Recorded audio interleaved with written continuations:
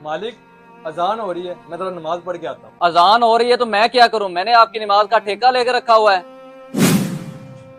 मैंने आपको काम के लिए रखा है, नमाज के लिए नहीं। मालिक, जो भी है, नमाज तो मैं पढ़ूंगा, चाहे उसके लिए आप मुझे जॉब से निकाल दें। अब तुम मुझसे बहस करोगे?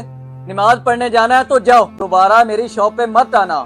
मैं आपका हिसाब आपके घर भिजवा दूंगा। लेकिन मालिक, लेकिन वेकन कुछ नहीं, एक दफा कह दिया, आप यहाँ से जाओ और जाओ। ठीक है मालिक, जैसे आपकी मर्जी, मैं अल्लाह के फैसले पे राजी हूँ। ठीक है, आप जाओ। यार शफकत, ये तूने अच्छा नहीं किया। यार भाई, आपको पता नहीं, ऐसे मुलाजमों के साथ ऐसा ही करना चाहिए। अच्छा ठीक है शफकत, मेरा काम खत्म हो गया, मैं चलता हूँ।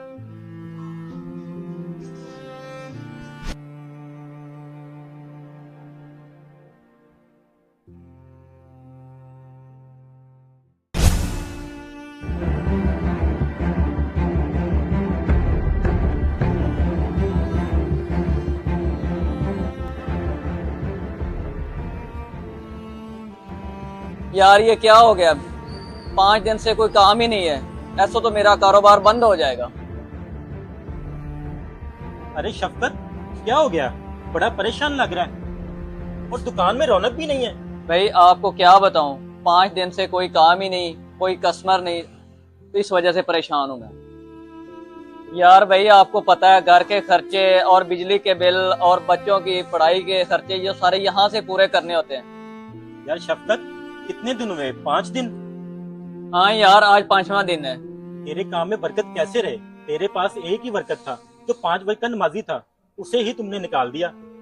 और तुझे पता है, वो हर नमाज के बाद तेरे कारोबार के लिए दुआ करता था।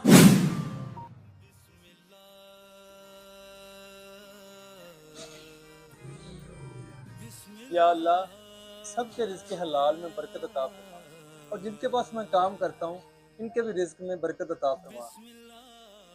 आमीन।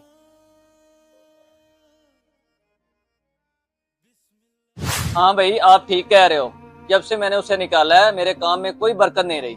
हाँ भाई, काम नहीं है, कोई कस्टमर नहीं है, मुझे कोई हल बता दो कि वो वापस आ जाए। भाई इसका एक ही हल है, तू जाके उससे माफी मांग। वो भी परेशान है, वो तेरे साथ लाजमी वापस आ जाएगा। हाँ भाई, आप ठीक कह रहे हो, मैं अभी जाता हूँ, उससे माफी मांगता हूँ और उससे दोबारा ले आता हूँ।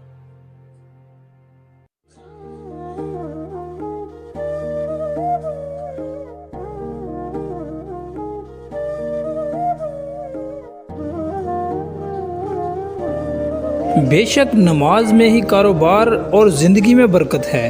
अगर आपको हमारा ये मैसेज अच्छा लगे तो सदका जारिया समझकर शेयर ज़रूर कीजिएगा।